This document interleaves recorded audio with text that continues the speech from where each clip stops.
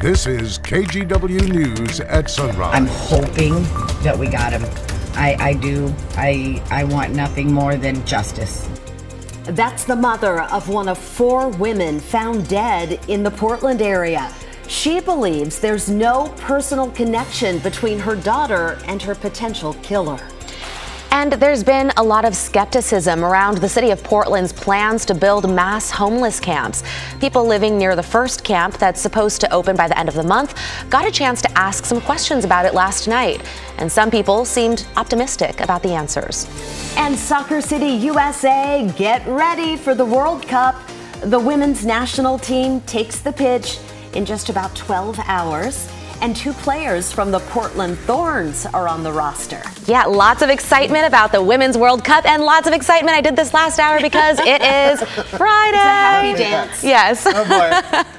I'm ashamed to admit we did that last time. I'm too tired to do it again. All right, I know. I said I was ashamed. Here's a look at the Reserve Vineyards and Golf Club out in Aloha.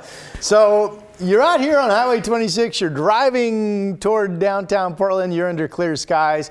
And then it's 56, by the way. Then you come through the Vista Tunnel, and you've got this. You've got cloudy skies over downtown. The marine layer, I still think, is going to be increasing. So if you have clear skies right now, you might see your skies cloud up in the coming hours. It's 63 out the door. This will be a pretty comfortable day. I have a 70 at noon, eventually just sunshine later today, and a high should be no greater than 86, and that's your forecast.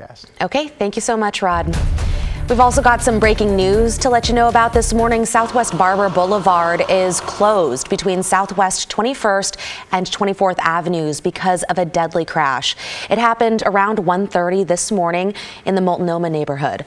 Portland police say 2 cars were involved. 1 person died, with 2 others taken to the hospital. A 4th person was involved, but they are not hurt.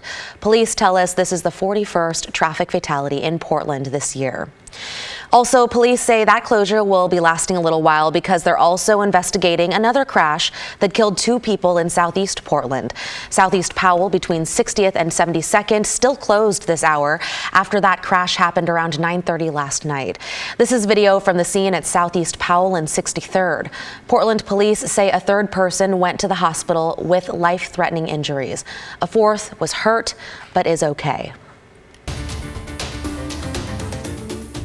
Now to the investigation into the deaths of 4 women in and around Portland. This morning, we're hearing from the mother of victim Kristen Smith. And as we've reported all week, police do have a person of interest in the case. But in a video statement posted to Facebook, Smith's mom says she's not sure how her daughter is connected to that person of interest. If they are linked, again, I don't know if they are. The police have not told me that specifically. Melissa, who you just heard from, says she last spoke to her daughter in November of last year. Her daughter was reported missing about a month later and then found dead in southeast Portland in mid-February. As we said, investigators say they've identified a person of interest. The Willamette Week reports that person is Jesse Calhoun, who's in jail on unrelated charges. In a recent YouTube interview, a woman who identifies herself as Calhoun's girlfriend said she also didn't know how Calhoun is tied to Smith or another victim, Charity Perry, but said she knows he had a personal connection to both Ashley Rial and Bridget Webster. Remember, you can find all of our coverage on the 4 women who were killed on KGW.com and on the KGW YouTube channel. For almost 30 years, Oregon has allowed assisted suicide, but you had to live here to receive that care. Now that's changing. A non-resident patient with a terminal illness can access assisted suicide if they're at least 18 years old, able to understand and communicate their decisions, and have 6 months or less to live. The changes have been in the works for a couple of years now. The discussion actually started with a lawsuit filed by an Oregon doctor whose terminally ill, out-of-state patients wanted to end their own lives. A settlement in that case led to legislative action, and Governor Kotek signed that bill into law just last week. There's a lot to cover when it comes to assisted suicide, and it does have a long history of controversy in Oregon.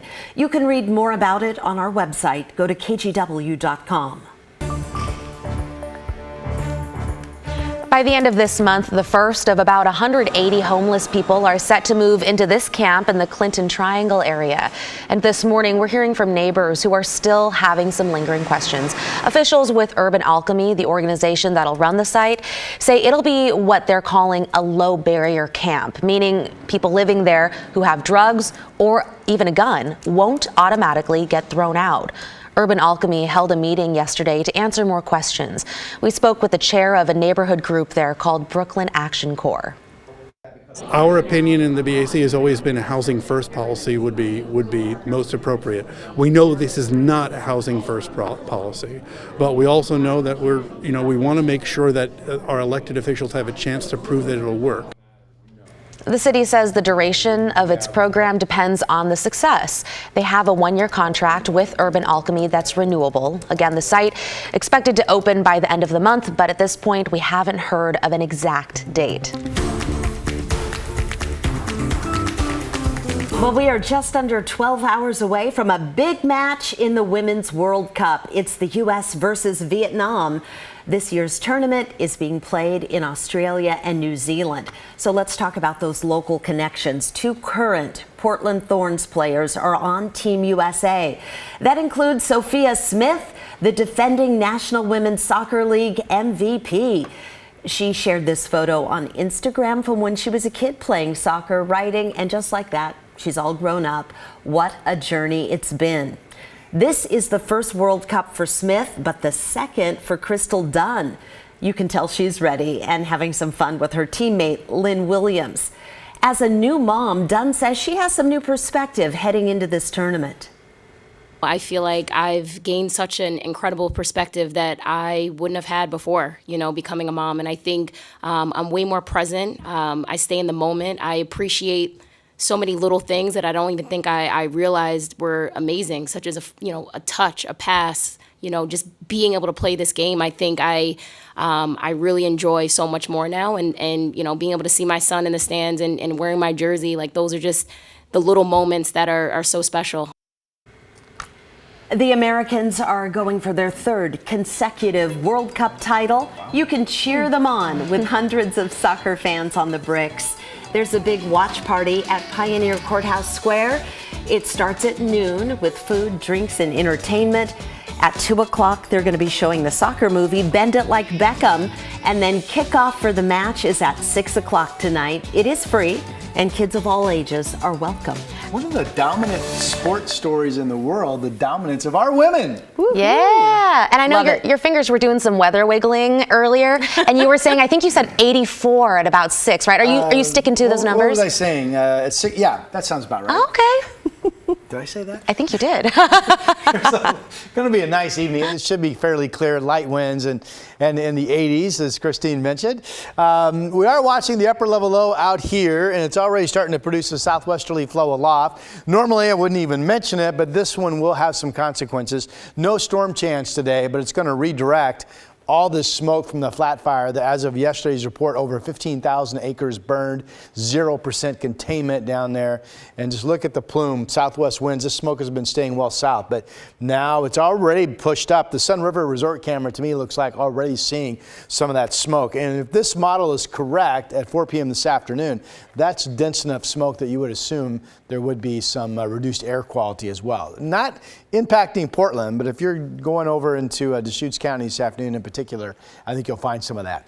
All right, what are we looking at here? Lincoln City. Hey, this is a surprise to me anyway. Schnookwiz Casino Resort. That is sunny blue skies. Up until now, all the cameras I've been seeing up the coast have shown cloudy skies.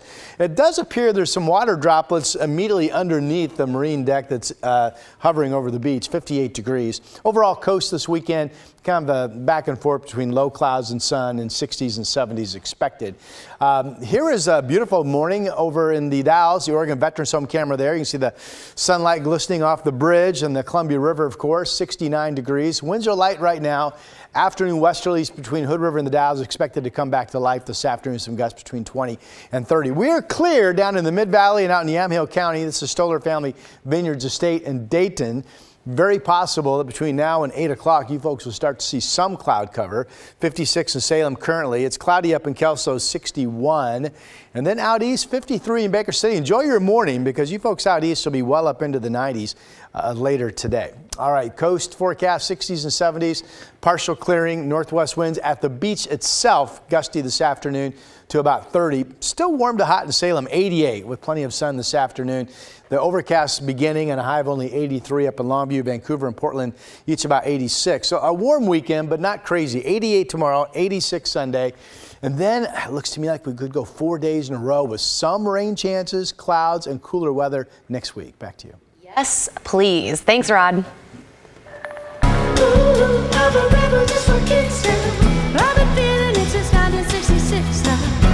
Yeah, do you recognize that song? It's Feel It Still by Portugal the Man. I love it. We got a chance to hang out with the lead singer and band member John Gorley ahead of the sold-out show tonight in Troutdale. And we got a little personal, how you can help support Gorley's family.